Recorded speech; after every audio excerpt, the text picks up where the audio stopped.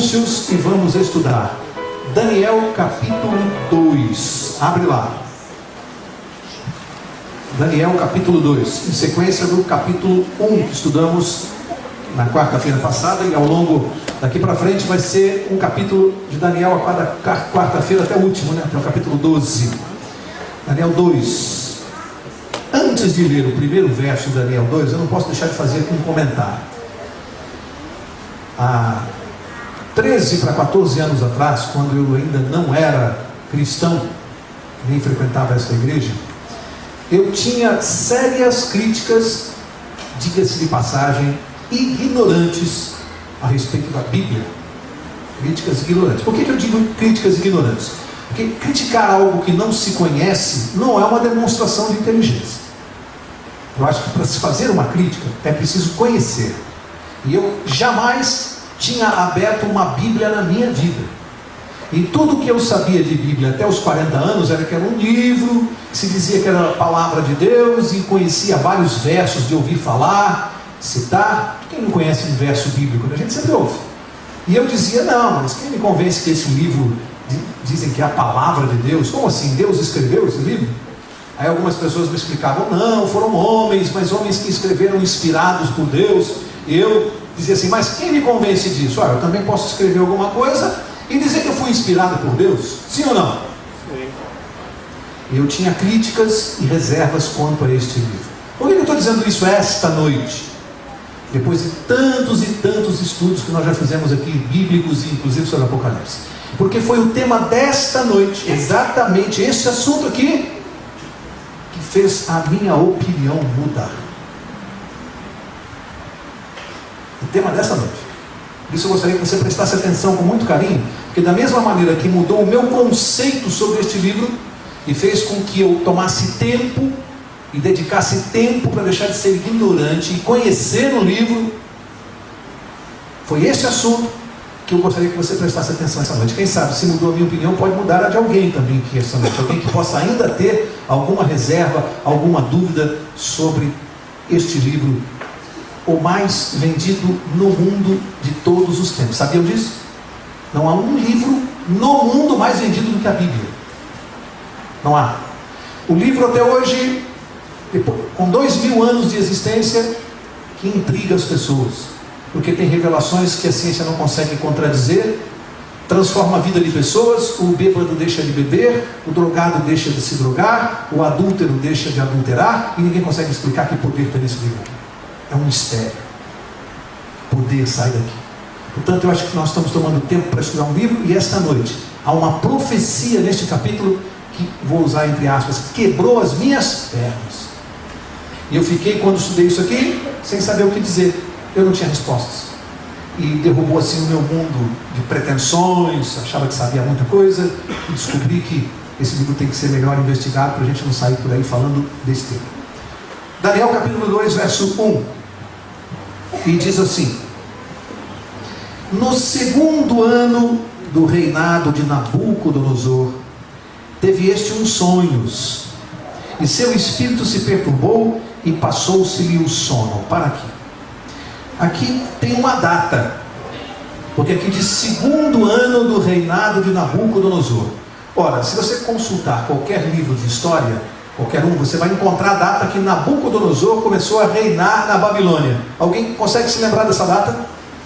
Ano 605 antes de Cristo. Foi quando o Império da Babilônia começou, o novo Império da Babilônia começou a mandar no mundo. 605 antes de Cristo. É uma data que qualquer livro confirma, livro de história ou enciclopédia.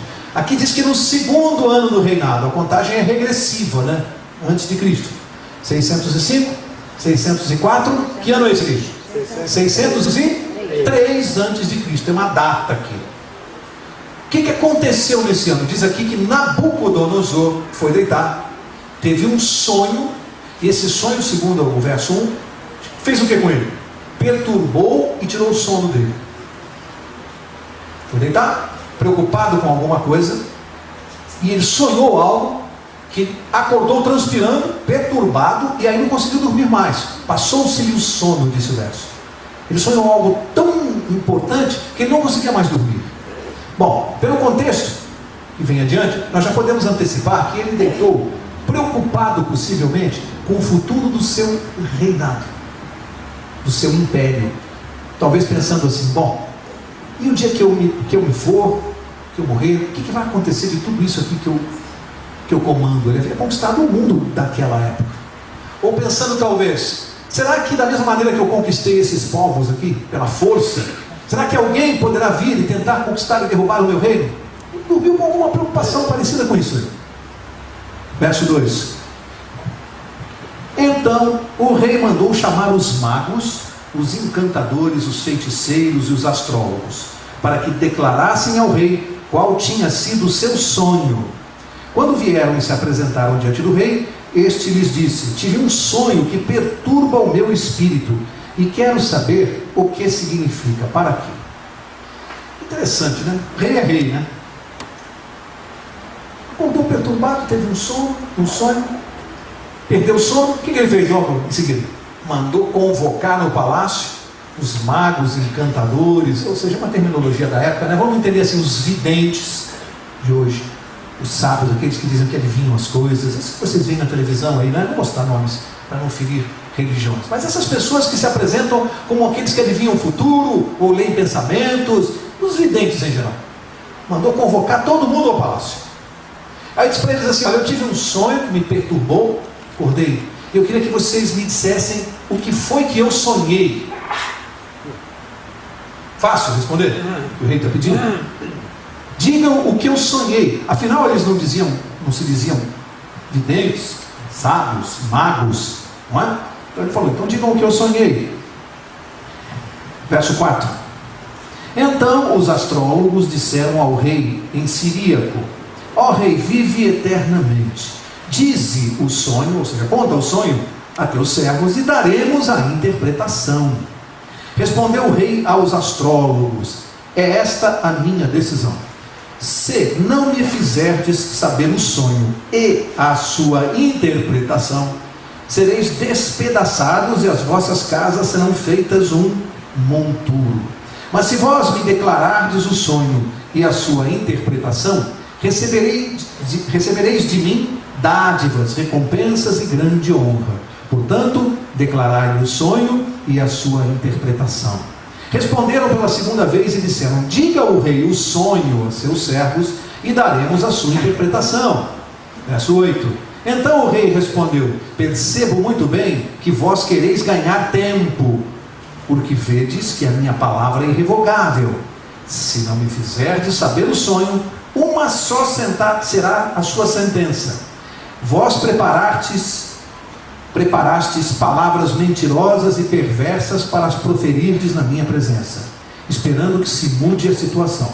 Portanto, dizei-me o sonho, para que eu entenda que lhe podeis dar a sua interpretação. Verso 10. Responderam os astrólogos na presença do rei: não há ninguém sobre a terra que possa declarar a palavra ao rei, pois nenhum rei há que requeira, nenhum rei há, senhor ou dominador, que requeira coisa semelhante de algum mago, encantador ou astrólogo, porquanto a coisa que o rei requer é difícil, e ninguém há que a possa declarar diante do rei, senão os deuses cuja morada não é com os homens. Presta atenção agora nos versos 12 e 13, e vou parar para comentar tudo isso aqui. Verso 12. Então o rei muito se irou e enfureceu, e ordenou o quê? Que matassem a todos os sábios de Babilônia. Saiu um decreto segundo o qual deviam ser mortos os sábios, e buscaram a Daniel, aos seus companheiros, para que fossem mortos. Para aqui, agora nós vamos comentar todos esses versos. Vamos recapitular essa história aqui, que é uma coisa de doido, coisa de maluco. O rei, prepotente, ditador, convocou os videntes e disse assim: eu quero que vocês digam o que eu sonhei e qual é a interpretação. Por que esse sonho me perturbou e eu perdi o sono? Os videntes disseram: tá bom, sem nenhum problema, o senhor vai contar para nós o sonho e nós vamos dizer a interpretação, o significado do que o senhor sonhou. Eles tinham respostas para tudo, eles tinham explicações para tudo. E normalmente o que eles faziam? Eles entrevistavam primeiro a pessoa, arrancavam algumas informações para depois eles darem uma interpretação de acordo com sempre para enganar as pessoas, como é até hoje. Bom, o rei, percebendo uma coisa, que o rei era inteligente, pensou o seguinte: ué, eles não dizem que eles têm comunicação com os deuses? Ué, como é que eles precisam que eu conte o sonho para que os deuses que eles têm contato deem a interpretação? Ora, se você tem contato com os deuses, ao invés de perguntar só a interpretação, então já pergunta o sonho também para ele. Pede o pacote completo. E eles disseram: o senhor está sendo injusto conosco, porque não há um rei que nos peça isso. O senhor está pedindo uma coisa que ninguém nos pede isso, ninguém faz isso conosco. Nós somos profissionais e o nosso comportamento é o seguinte: o senhor dá o sonho e nós daremos a interpretação pela nossa interpretação profissional. Agora ninguém pede para nós adivinharmos o sonho. E o rei disse assim: vocês estão querendo ganhar tempo, vocês estão me enrolando. E é o seguinte, ele ficou irado e deu a ordem para que eles fossem mortos. Naquele tempo não tinha brincadeira não, amigo. Lembra-se? Jogava para os leões, não tinha brincadeira, mandou matar, mata mesmo e acabou. E aí esse decreto que saiu para todos os videntes da Babilônia, vocês se lembram pelo estudo do capítulo 1 semana passada? Quem já estava na Babilônia, cativo, lembra-se no capítulo 1, teve problema com os alimentos, não aceitou os alimentos do rei, acabou mostrando que tinha mais inteligência, cultura, e foi colocado como assistente do rei. Quem era? Daniel, o autor do livro. Só que vocês percebem que nesse relato Daniel não foi convocado para estar lá. E ele era considerado um dos sábios. Por que não foi? Aqui são suposições, tá? Alguns autores, eu fui ler vários autores, alguns dizem o seguinte: provavelmente por uma discriminação racial, porque como Daniel era judeu e os videntes eram caldeus, ou Babilônia, eles provavelmente não quiseram que fosse chamado junto com eles alguém que era judeu. Isso é uma explicação convincente. Talvez por discriminação não chamaram Daniel para ir também. Mas aí tem a mão de Deus, porque Daniel não estava lá. Bom, mas saiu um decreto não só para aqueles que estavam. Ele mandou matar todos os magos e sábios da Babilônia, a não ser que alguém lhe desse a resposta do sonho. E aí chegou o comunicado para Daniel que ele também ia morrer, sem ter nada a ver com isso aqui. Nada a ver. Foi atingido por um decreto do rei sem ter nada a ver. Vamos ler agora, sequência, verso 14. Diz assim: então Daniel falou avisada e prudentemente a Arioque. Quem era o Arioque? Capitão da guarda do rei, que tinha saído para fazer o quê? Não era brincadeira não, olha aqui, saiu para matar os sábios de Babilônia. Verso 15. Ele perguntou a Arioque, Daniel perguntou para o Arioque, oficial do rei: por que se apressa tanto o mandado da parte do rei? Então Arioque explicou o caso a Daniel. Ele nem sabia o que estava acontecendo. Aí que o oficial do rei explicou para ele: aconteceu isso, ninguém entendeu, ninguém adivinhou, e o rei está irritado, está achando que é uma cambada de farsantes, de mentirosos, de enganadores, e ele quer acabar com essa raça aqui, não quer saber mais de vidente aqui, e mandou matar todo mundo. E Daniel provavelmente diz assim: mas eu não sou vidente. Não, mas você também é tido como um sábio aí, e não interessa, vai morrer também. A coisa era assim. Verso 16. Ao que Daniel se apresentou ao rei e pediu que lhe desse tempo para que pudesse dar a interpretação. Por que Daniel procurou o rei, foi recebido pelo rei e ganhou tempo no decreto? O rei mandou suspender o decreto. Daniel falou assim: me dá um tempinho até amanhã, que eu vou trazer para o senhor o sonho e a interpretação. Por que ele foi recebido? Lembra-se do capítulo 1? Já era respeitado por Nabucodonosor, era um jovem de uma conduta irrepreensível, procurou o rei, pediu essa misericórdia e falou: me dá 24 horas, e o rei atendeu o pedido dele. Suspendeu o mandato por 24 horas, enquanto Daniel ia buscar o sonho e a interpretação. Pergunto: Daniel sabia o que ele sonhou? Sabia a interpretação sem saber o sonho? Como é que ele pediu 24 horas para trazer essa resposta? Onde é que ele ia buscar essa resposta? Olha a primeira lição para nós na vida, na lição desse capítulo. Quando acontecer na nossa vida alguma coisa intransponível que a gente não tem como resolver, que não depende mais da nossa vontade, que está acima e além das nossas forças, a quem nós devemos levar o problema para resolver? Daniel pensou o seguinte: bom, eu estou perdido, o que eu vou fazer? Eu vou pedir a Deus que me ajude a resolver esse problema. Ele pediu 24 horas. Confiou no poder de quem? De Deus. verso 17. Presta atenção aqui, lição para nós. Então Daniel foi para sua casa e fez saber o caso a Ananias, Misael e Azarias, seus companheiros. Lembram-se dos companheiros do capítulo 1? Estão aqui, moravam juntos, foi para casa, estava lá. Verso 18. Para que pedissem o quê? Misericórdia ao Deus do céu sobre este mistério, a fim de que Daniel e seus companheiros não perecessem com o resto dos sábios da Babilônia. Olha só que coisa interessante aqui. Primeiro, Daniel estava na presença de um rei. Que rei era? Nabucodonosor. Pediu tempo, saiu da presença desse rei e foi para a presença de outro rei. Que rei? De um rei para o outro. Qual dos dois era mais importante?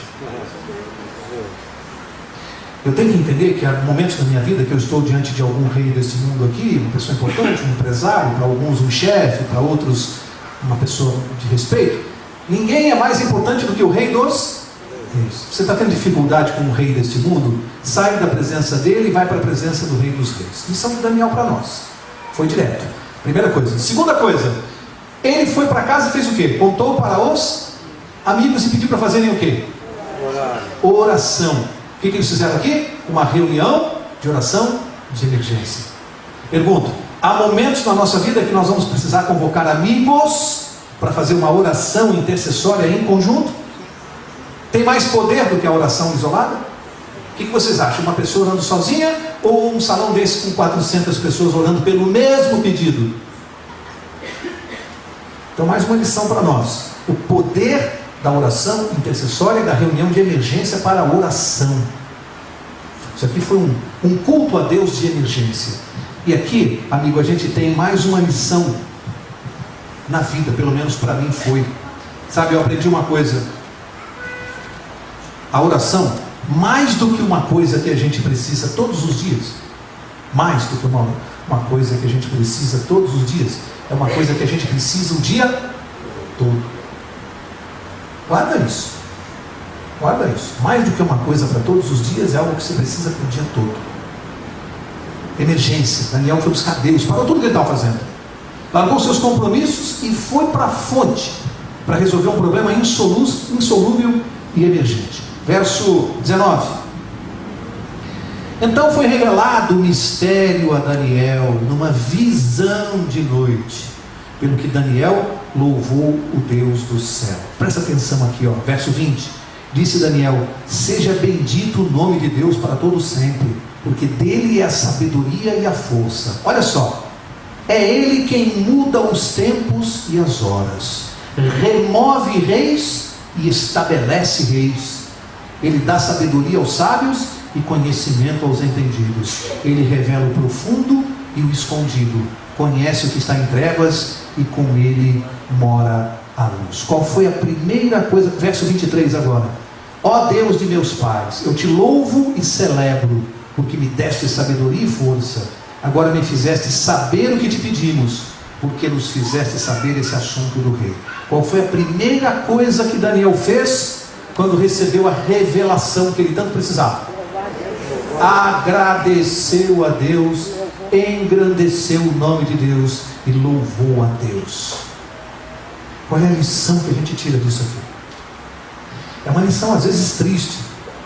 Alguns, no momento de pedir a bênção, se comportam como cristãos fervorosos. Oração, dedicação, vem à igreja, pede ao pastor, comparece, comportamento de cristão na hora de pedir a bênção. Quando recebe a bênção, na hora de agradecer, muitos se comportam como ateus. Viram as costas e vão embora. Já receberam a bênção. Nós precisamos aprender que antes de qualquer coisa na vida, todos os dias e todas as horas, nós devemos agradecer a Deus. Sermos gratos. Grato porque eu estou respirando, grato porque eu estou andando, porque eu tenho comida na minha casa, porque eu não estou com frio, porque eu tenho onde dormir. Tudo é motivo para louvar a Deus. Tudo. Eu olho e vejo aqui que esse rapaz está com blusa amarela. Eu tenho que louvar a Deus porque eu consigo ver as cores, eu enxergo. Tudo é motivo para agradecer a Deus. E às vezes a gente se esquece disso.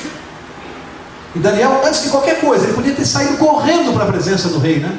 Puxa vida, imagina, com um decreto de morte, talvez muitos de nós saíssemos voando, vou falar com o rei imediatamente. Não. Primeiro foram fazer um culto de agradecimento. Primeiro agradecer a Deus, louvar o nome dele. E aqui nessa oração maravilhosa, que a gente se lembra sempre nesse trecho, Daniel diz: Deus é quem remove reis e estabelece reis. Se existe alguém neste mundo que tem poder, só tem porque esse poder veio de Deus, ou porque Deus permitiu que essa pessoa tivesse poder. Pensa na pessoa mais poderosa desse mundo. Pensa num estadista. Ele só está onde está porque Deus permitiu que ele estivesse. Se Deus não permitir, não vai estar lá. Ele é o Deus Todo-Poderoso. E no sonho que nós vamos ver daqui para frente, vai ficar claro uma coisa: Deus não está só comandando todas as coisas no céu, também está comandando todas as coisas aqui mesmo na terra. Todas. Vamos começar agora a ver o tal do sonho. Toda essa confusão por causa do sonho de Nabucodonosor. Verso 24 diz assim: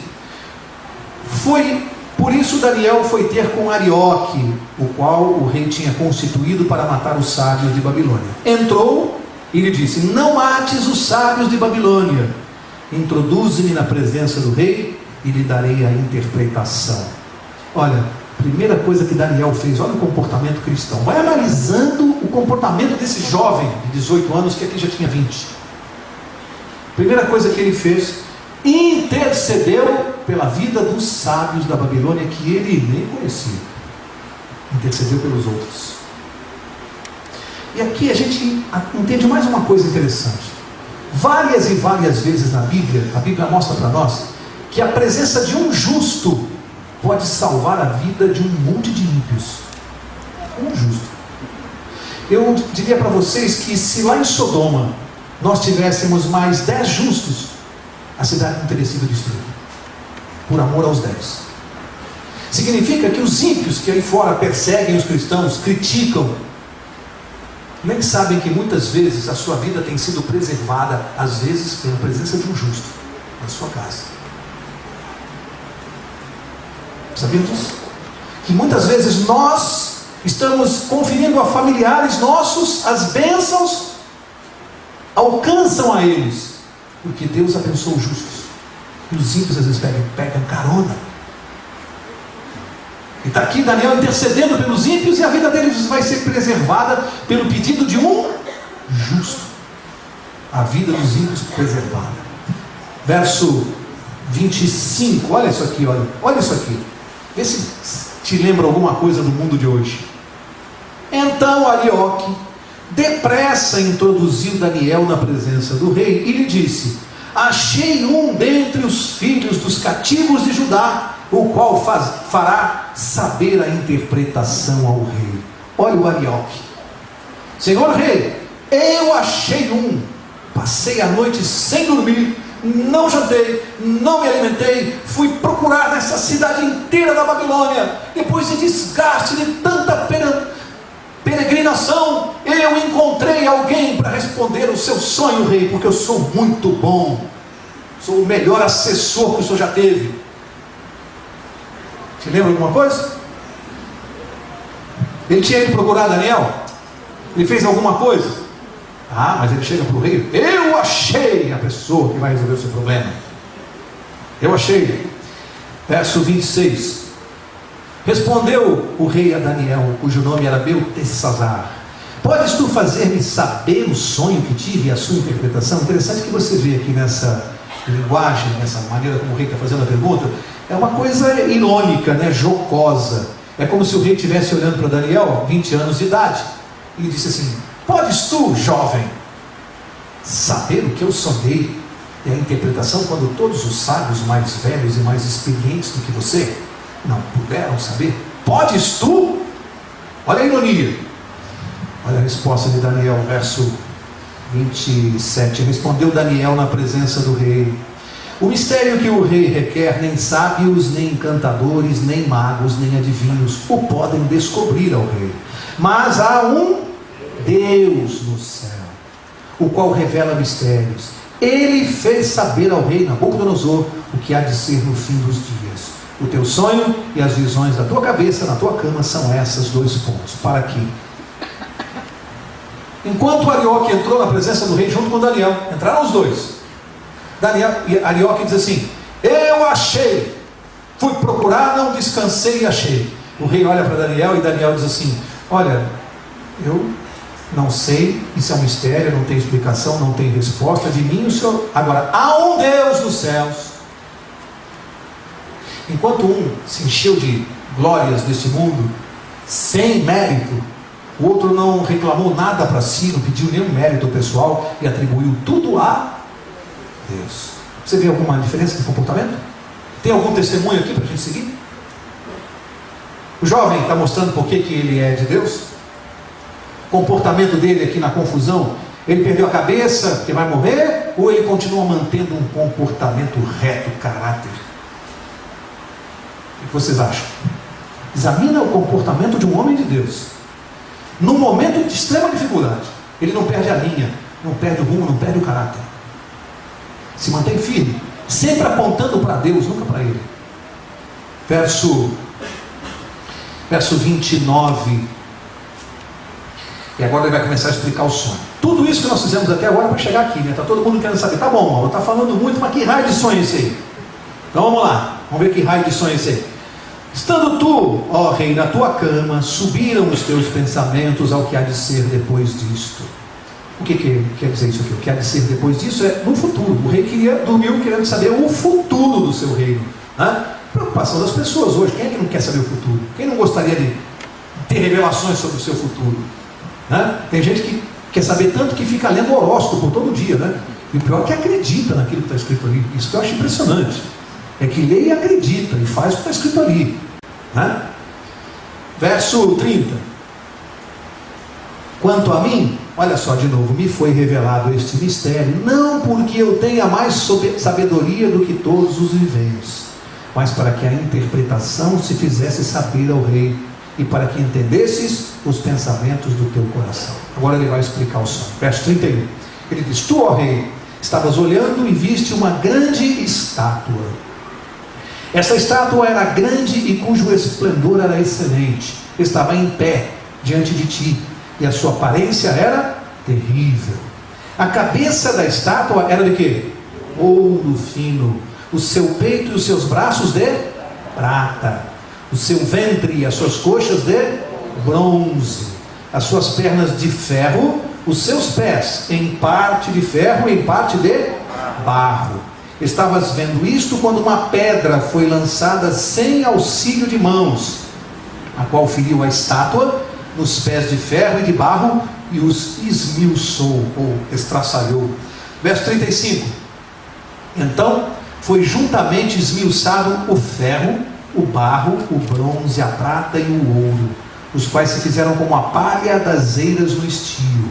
E o vento os levou, e não se achou lugar algum para eles. Mas a pedra que feriu a estátua se fez um grande monte e encheu toda a terra. Para aqui. Então agora nós vamos mostrar aqui numa ilustração o sonho do rei, exatamente como a Bíblia descreveu. Ele disse: olha, o senhor foi dormir, preocupado com o futuro, e de repente o senhor viu o seguinte: o senhor viu uma grande estátua, imensa, terrível. Ela tinha a cabeça de ouro, o peito e os braços de prata, quadris de bronze, pernas de ferro, pés em parte de ferro e em parte de barro. E no seu sonho, vou puxar para cá para você poder ver também. Deu para ver? Então tá. E no seu sonho veio uma pedra, diz assim, que foi lançada sem auxílio de mãos, ou seja, uma pedra sobrenatural. Essa pedra vem, atinge a estátua aqui, nos pés, e diz que transformou todos esses metais, que são muito duros, em poeira, e o vento levou, e diz que não se achou mais lugar para essa poeira na terra, sumiu, esmiuçou isso aqui. Você consegue esmiuçar ouro, prata, ferro, com uma pedrada? Espalhou no vento e foi embora. Ele diz que a pedra que atingiu a estátua nos pés, ela foi crescendo, crescendo, crescendo e tomou conta do mundo. Isso foi o que o Senhor sonhou. Este foi o seu sonho. Nabucodonosor deve ter pensado, impressionante, porque agora eu me lembro perfeitamente que foi isso. Aí Daniel falou assim, agora eu vou lhe dar a interpretação do sonho. O que significa este sonho que o senhor teve, lembrando que o senhor dormiu preocupado com o futuro, o que iria acontecer nos últimos dias. E Deus então, já que o senhor dormiu preocupado com isso, o senhor é um homem muito importante na terra, o senhor é o homem mais importante da terra no momento, Deus então resolveu responder a sua pergunta. E fez isso através de uma estátua. Vou fazer um parênteses aqui. Impressionante, eu aprendi muita coisa lendo a respeito desse assunto aqui, coisas interessantes que a gente às vezes não se dá conta. Aprendi, por exemplo, por que Deus usou a imagem de uma estátua? Poderia ter contado isso para Daniel, para Nabucodonosor, de diversas outras formas. Não falta a Deus imaginação. Mas Deus escolheu a estátua por uma razão importante. Porque no tempo de Nabucodonosor, isso é importante, o contexto, os deuses eram adorados como imagens gigantescas.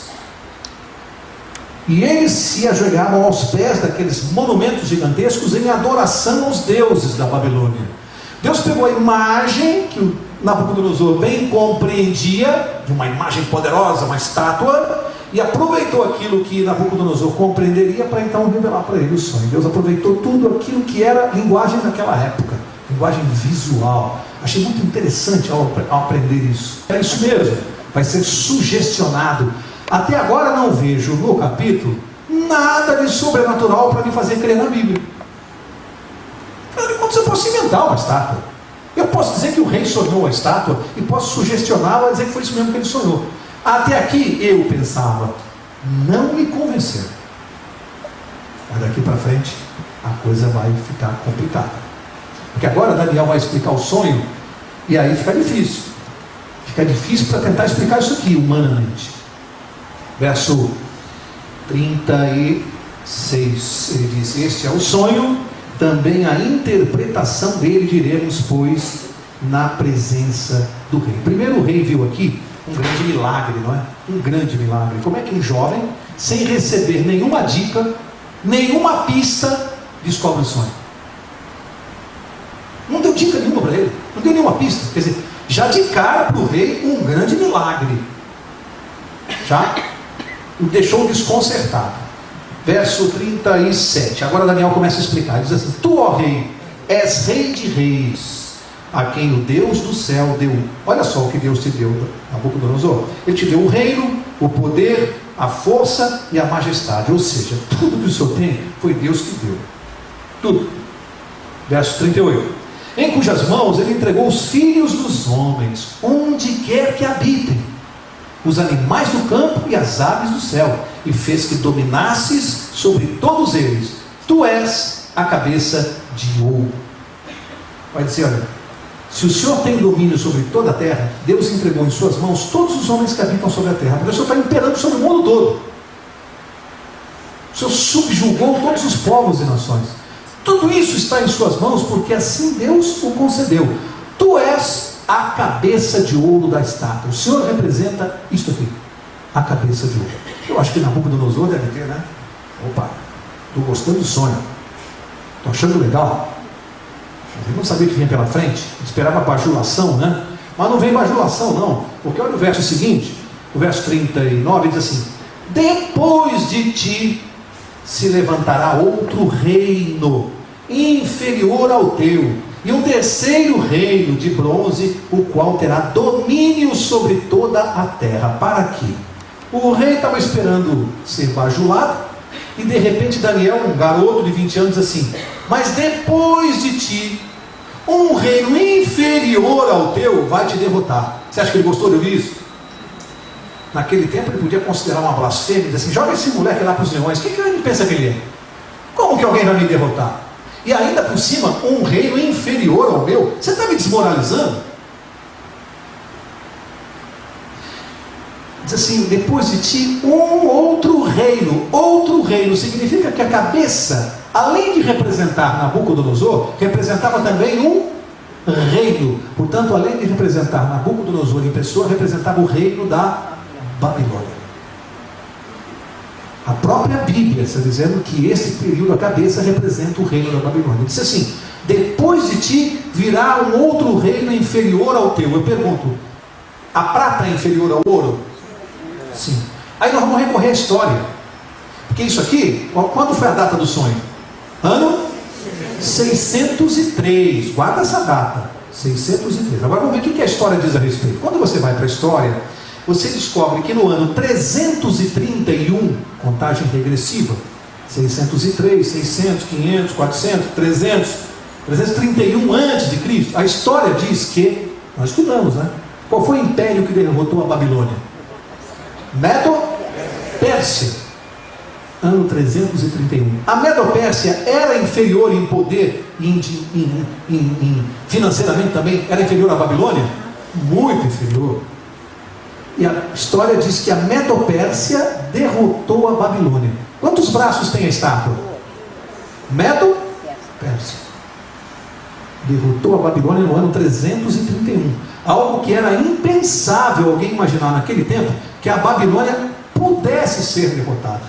Quanto mais por um reino inferior. A Babilônia era a metrópole do mundo. Seria hoje Nova York. É como se um profeta chegasse e dissesse assim para o Bush: sabe, você é um rei, você é a cabeça de ouro, você é o que está mandando na terra, mas depois de você um reino inferior ao teu, o Paraguai,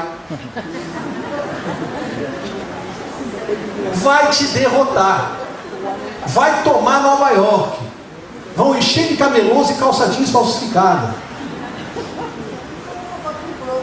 O Paraguai. E ele não acreditou. Portanto, a profecia se torna ainda mais contundente na medida de que era algo impensável na época. Ano 331. Mas aí o verso diz que depois viria um terceiro reino de quê? No mesmo verso 30 e... Vamos ler de novo. Vamos ler de novo. Verso 39. Depois de ti se levantará outro reino. Portanto, é o de prata agora. Inferior ao teu. E um terceiro reino de bronze, o qual terá domínio sobre a terra. Aí você vai para a história e você descobre que no ano 331, que a Medo-Pérsia derrotou, até o ano 168, o que aconteceu? A Grécia derrotou quem? A Medo-Pérsia, de Alexandre o Grande. Grécia de bronze. A história está dizendo isso para nós, está dando a data. Daniel está vivendo em que época? Aqui na testa da estátua, 603. Já chegamos aqui na história do ano 168 a.C. 500 anos de profecia, e aí a Grécia derrotou a Medo-Pérsia. Ok, como é que continua a interpretação do sonho? Verso 40. O quarto reino, preste atenção que a Bíblia está chamando de reino. Um reino, dois reinos, três reinos, quarto reino. Então não é interpretação. A Bíblia está chamando de reino. Está dizendo o quarto reino. Ou seja, aqui Daniel já está dizendo para o mundo, assim, contando a história do mundo. Está dizendo, ó, vai ter um reino, dois reinos, três reinos, quatro reinos. Já está antecipando. Quarto reino. O quarto reino, verso 40, né? O quarto reino será forte como um ferro, pois como o ferro esmiuça e quebra tudo, como o ferro quebra todas as coisas, ele esmiuçará e quebrará. Quanto ao que visse dos pés e dedos, em parte de barro e de oleiro, e em parte de ferro, isso será o quê? O que diz a tua Bíblia? Um reino dividido. Contudo haverá nele alguma coisa da firmeza do ferro, pois que viste o ferro misturado com o barro. Para quê? Mencionou um quarto reino. Aí você vai para a história. Estamos no ano 168. O que aconteceu no ano 168 antes de Cristo? História. Império Romano. História. Império Romano derrotou quem? A Grécia de Alexandre o Grande. Império Romano. Império de ferro. Por que o ferro se descreve bem o Império Romano? Olha a diferença. Quando a Babilônia conquistava as outras nações, eles conquistaram de uma maneira, entre aspas, inteligente, que nós vimos na quarta passada. Eles preservavam os sábios e a riqueza. Por que a Babilônia ficou muito rica e é representada pelo ouro? Era uma das 7 maravilhas do mundo, o jardim suspenso da Babilônia. Havia muito ouro na Babilônia, não é? Porque eles roubavam os ouros dos outros povos. O ouro. Aqui ferro não, a Roma, o Império Romano era brutal. Onde eles entravam, eles arrebentavam tudo, não preservavam nada. As riquezas eles destruíam. Por onde o exército romano passava, não nascia mais grama. Era um império ignorante. Eles arrebentavam. Da mesma maneira que o ferro, ele quebra e arrebenta tudo. 168 a.C., o Império Romano comandou até quando o mundo? Ano 476 depois de Cristo. Foi o império mais longo de todos, como as pernas são o pedaço mais longo da profecia da estátua, Império Romano. Aí a Bíblia fala uma coisa interessante para nós. Veja, nós profeticamente, em que anos nós estamos na profecia? Aqui, ó, 476 depois de Cristo. Significa que Jesus viveu em tempo de que império? Romano. 168 anos, 476 depois. Jesus viveu aqui, nesse tempo. Quando chega aqui na profecia, Daniel não fala assim, o quinto reino, foi isso que ele falou? Não. Ele falou, o quarto reino será dividido. Ele não disse que haveria um quinto reino. Ele disse que o quarto será dividido. Aí você vai para a história, o que aconteceu com o Império Romano? As tribos, lembram-se? A gente estudou isso. Alamanos, suevos, ostrogodos, visigodos, vândalos. Vocês estudaram essa história. As 10 tribos que derrotaram o Império Romano formaram o quê? As nações da Europa. Ou seja, não houve um império que derrotou o Império Romano. Não. Ele se dividiu e formou a Europa moderna. Olha a profecia. E diz que os pés são de barro e de ferro. Diz que tem parte forte como ferro e parte frágil como barro. Por quê? Porque nas nações da Europa você tem nações poderosas como ferro e nações frágeis como barro. Olha, é impressionante. Quantos dedos tem nos pés da estátua? 10. Quantas tribos derrotaram o Império Romano? 10. Eu não sei nem se eu anotei as 10 tribos aqui, mas eu acho até que eu anotei para falar para vocês, para não parecer que é... Você vê que qualquer livro de história menciona, e eu acho que anotei sim. Pois eu achei, está aqui, ó. Olha as 10 tribos. Germanos, atual Alemanha. Francos, França. Burgundos, Suíça. Suevos, Portugal. Anglos, Saxões, Inglaterra. Visigodos, Espanha. Lombardos, Itália. Érulos, Vândalos e Ostrogodos foram tribos que formaram outras nações da Europa. E foram algumas, até foram extintas algumas dessas tribos. Vejam bem, o importante é que forma-se a Europa simbolizada pelos dedos. Bom, na história que Daniel contou aqui, chegou nos dedos. O que vem depois dos dedos? Nós hoje estamos vivendo em que tempo? Você está vivendo um tempo de Europa dividida? Sim, nós estamos vivendo um tempo da Europa. E existe algum reino que vem depois da Europa? Que vai dominar? Bom, olha o impressionante. Quantos tentaram quebrar essa profecia aqui? E criar o quinto reino mundial? Vamos recapitular? Carlos Magno, Carlos V, Napoleão. Mais recentemente, Hitler. Tentou transformar a Europa num império. Conseguiu? Foi derrotado pelo inverno da Rússia. Mão de quem? De Deus. Deus dizendo para Hitler, para você ter certeza que sou eu que estou comandando isso aqui, não vai ser um canhão que vai te derrotar, nem um país poderoso, não, vai ser o inverno. É a obra sobrenatural, você vai perder para mim, porque a minha profecia vai se cumprir do jeito que eu dei, exatamente como eu dei. Bom, se depois das nações da Europa não vem mais nada, nós estamos vivendo no começo ou no fim do mundo? Dá para você se situar onde nós estamos? Onde nós estamos vivendo hoje? Que parte da estátua?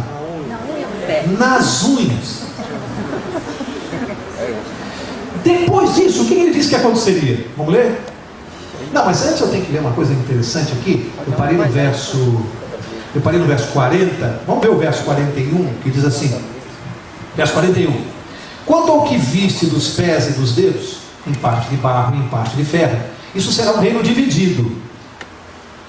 Contudo, haverá nele alguma coisa da firmeza do ferro, pois que viste o ferro misturado com barro. Verso 42. Como os dedos dos pés eram em parte de ferro e em parte de barro, assim por uma parte o reino será forte e por outra será frágil. Quanto ao que viste do ferro misturado com barro, misturar-se-ão pelo, o que diz aí? casamento, mas não se ligarão um ao outro, assim como o ferro não se mistura com o barro. Dá liga, ferro e barro, se você misturar, dá liga. Ferro e barro não misturam. Então ele diz assim, ó, vai ser um reino dividido, uma parte será forte, algumas nações da Europa são, outra parte será fraca. Então, assim, eles jamais se ligarão um ao outro, ou seja, jamais formarão um quinto império. Então, a partir de hoje, meu amigo, se alguém disser para você assim, vai ter um quinto império mundial, o mercado comum europeu vai se transformar num império mundial, vai? Não vai. Por quê? Porque Deus lá no alto disse que não vai. Não precisa ler o horóscopo. Outra coisa, diz que se ligarão pelo casamento. Aí você vai para a história. Você vai para a história e vê o que aconteceu, a história da Europa. A rainha Vitória, ela tinha um apelido. Alguém sabe o apelido dela? A avó da Europa. Por quê? Porque ela promovia casamentos por interesse. A neta do rei da Dinamarca casava-se com o filho do rei da Espanha para tentarem politicamente e financeiramente ficarem mais fortes. Houve um determinado momento que eram tantos os casamentos entre parentes na Europa, de filho de fulano com Beltrano, que aquilo ali era uma coisa impressionante. Parecia a Europa, parecia uma família, tudo parente. Alguém disse que quando estourou a Primeira Guerra Mundial, sabe o que parecia a Primeira Guerra Mundial? Uma grande briga em família, porque era tudo parente. A Bíblia diz, se ligarão pelo casamento, mas não se unirão um ao outro. E não conseguiram unir esses países. Eles não se unem. Podem fazer o que fizerem, esses países jamais se unirão, porque a profecia diz isso. Agora, para encerrar, verso 44, agora presta atenção. Mas nos dias destes reis, que dias? Que dias são os dias dos reis da Europa? Quantos são? Hoje. Então presta atenção, hein? Porque a Bíblia agora está falando para quem? Para nós. Então presta atenção. Nos dias destes reis, ou leia, hoje, o que vai acontecer? No nosso tempo, o Deus do céu levantará um reino que não será jamais destruído. Este reino não passará a outro povo, mas esmiuçará e consumirá todos esses reinos e será estabelecido para sempre. Como viste que do monte foi cortada uma pedra sem auxílio de mãos, e ela esmiuçou o ferro, o bronze, o barro, a prata e o ouro, o grande Deus fez saber ao rei o que há de ser depois disso. Certo é o sonho e fiel à sua interpretação. Bom, diz que nos dias desses reis da Europa, o que vai acontecer? Vem uma pedra sobrenatural, atinge que ponto da estátua? Ou seja, a pedra vai atingir a estátua em que tempo? No nosso. A pedra não atinge a estátua na cabeça, nem nos... atinge aqui. Ou seja, essa pedra atinge a estátua no nosso tempo. Tá? E aí, a última pergunta dessa noite. Quem é a pedra? Eu. Que atinge a estátua, destrói completamente a história política do homem na terra, some, não fica nenhuma marca, nenhum registro, vai na poeira. E essa pedra que atinge, cresce e estabelece um reino para sempre. Quem é a pedra? Olha, sabe o que nós aprendemos até agora? Não é Nabucodonosor, não é a estátua, não é Daniel, não é Arioque, não são os companheiros a figura mais importante do capítulo 2 de Daniel.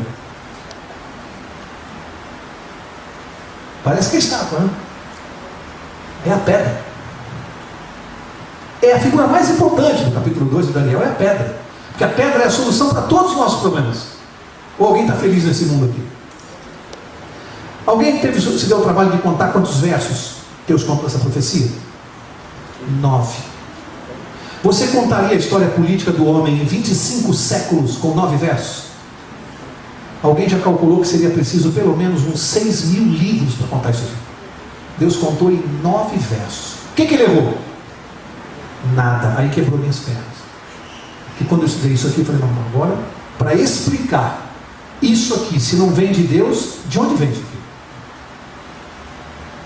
Se não foi Deus que inspirou Daniel, quem foi?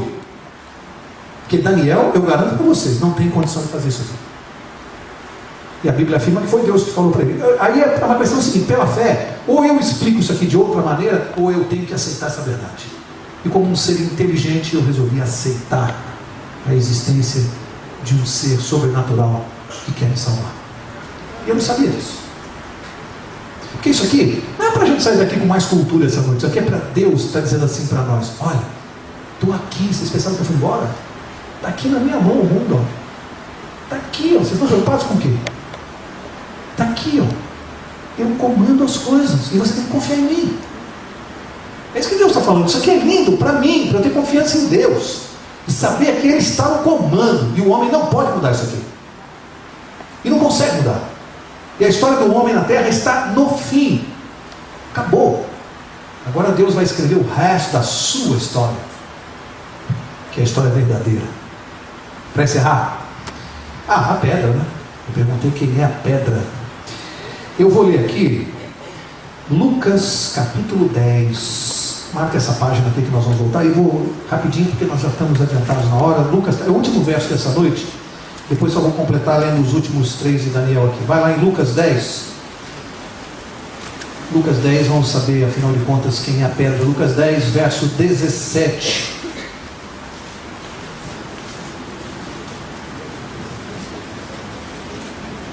Não é Lucas 10 não.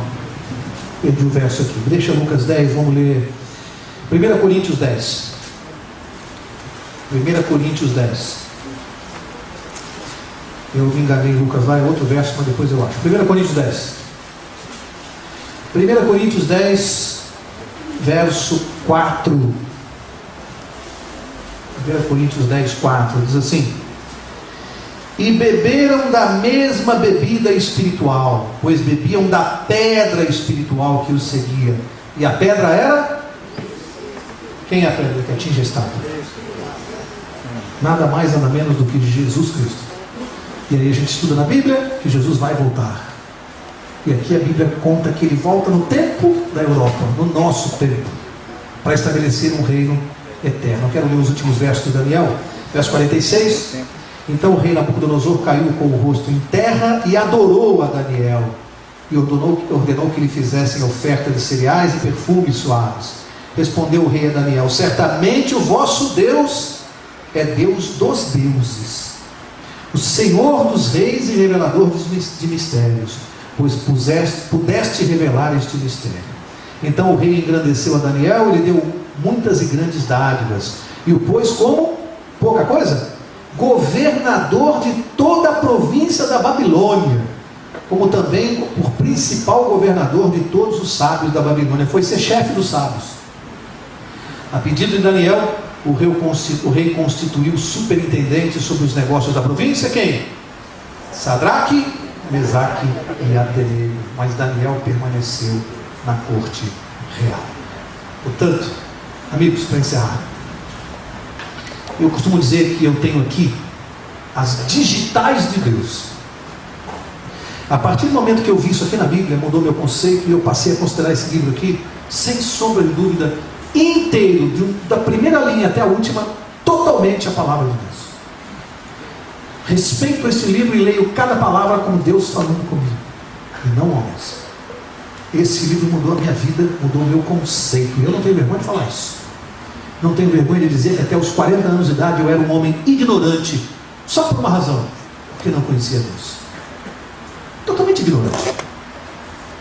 Mudou meus conceitos de vida, e por isso que eu tomo tempo da minha vida hoje, muito tempo, tempo de qualidade, não é o tempo que sobra. Eu tomo tempo de qualidade para estudar esse livro aqui, porque é Deus falando conosco.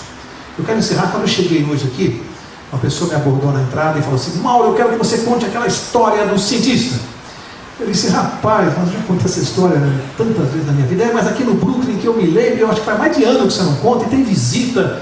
Eu trouxe visita aqui essa noite, eu queria que você contasse a história do cientista. Então, para quem já ouviu, vai ouvir mais uma vez. Para quem não ouviu, é uma história até engraçada, mas ela tem uma lição para nós.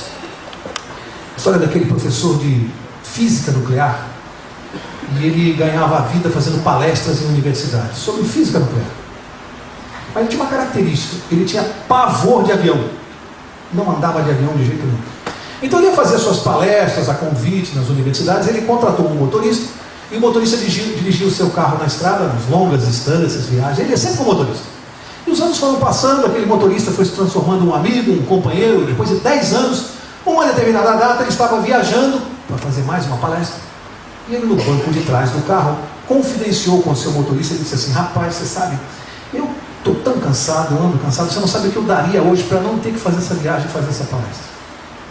É um lugar onde ninguém me conhece, nunca me viram, não sabem quem eu sou lá. Então, se eu pudesse não ir, eu podia ficar em casa de pijama e de chinelo.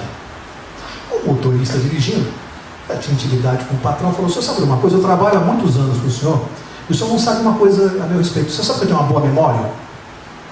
Essa palestra que o senhor vai fazer hoje, eu já ouvi tantas vezes o senhor fazer, esse ano foram tantas que eu decorei a sua palestra. E o professor no banco de trás do carro não deu muita importância, né? Um motorista decorou uma palestra sobre física nuclear. Quase que, que interessante, que bom, mas o motorista falou: o senhor quer ver? Eu vou mostrar como é que o senhor faz a introdução. E o professor falou: tá bom, que bom, como é que é?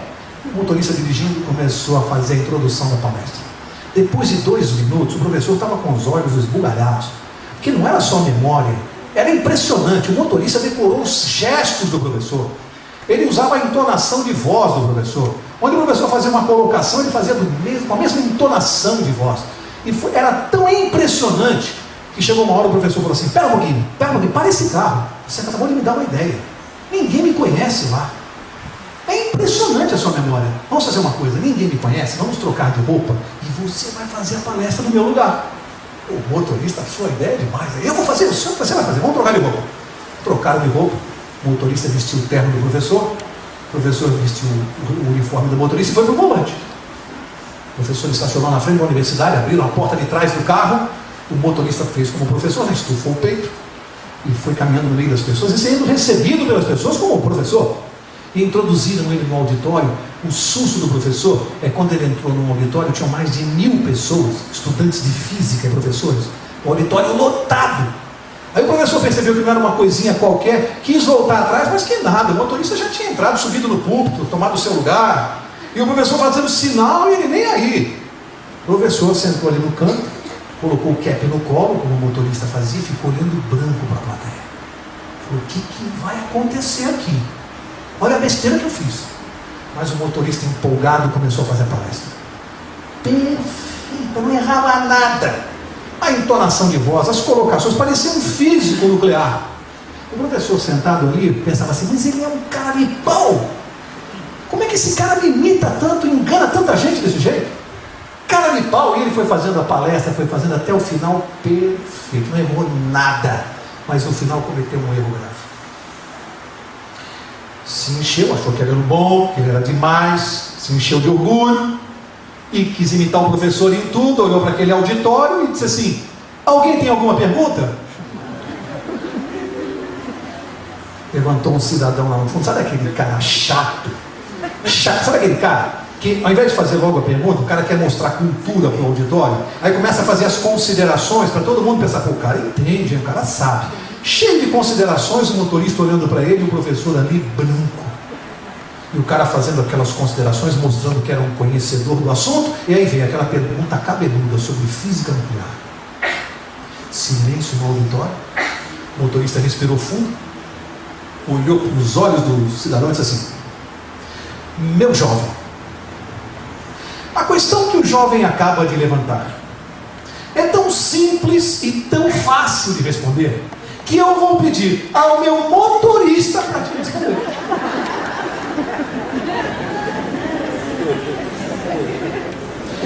E o que isso tem a ver conosco? Eu não vim aqui contar uma piada para vocês. O que tem a ver conosco? O que a gente tira dessa história? É que nós que rimos, muitas vezes nos comportamos como esse motorista.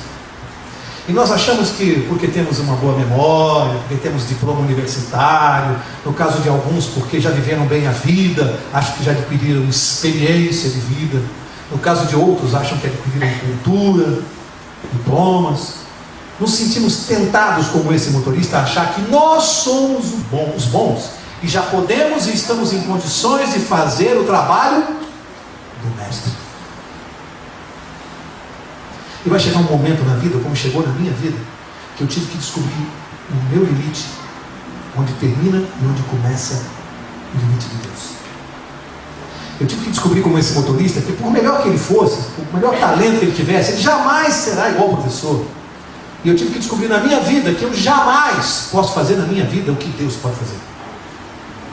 Jamais. A gente tem que entender isso. Ter humildade para entender isso. Vou pedir ao pastor para vir aqui orar para nós. Na próxima quarta nós vamos dar a sequência com o capítulo 3. Não perca. Esses 3 rapazes aqui que nós mencionamos, Sadraque, Mesaque, Abdenego, vão passar por uma experiência que você nunca mais vai esquecer na sua vida na próxima quarta. Vem aqui, não falte. E a oração que o pastor vai fazer é que todos nós possamos entender através das digitais de Deus, que Deus está no comando. Jamais perdeu o comando das coisas. E Ele está voltando. Deus não está brincando. Depois que a gente vê uma profecia dessa, e eu fico sabendo que eu estou nas unhas, amigos, 99% desta profecia já se cumpriu, milimetricamente. Que chance você acha que existe do 1% que falta não se cumprir? Que chance tem de Deus errar no 1% que falta? Portanto, o que nós temos que fazer? Por juízo, inteligência, nos prepararmos para a pedra. Pergunta: você está com as malas prontas? Já fez as malas? O pastor vai orar por isso.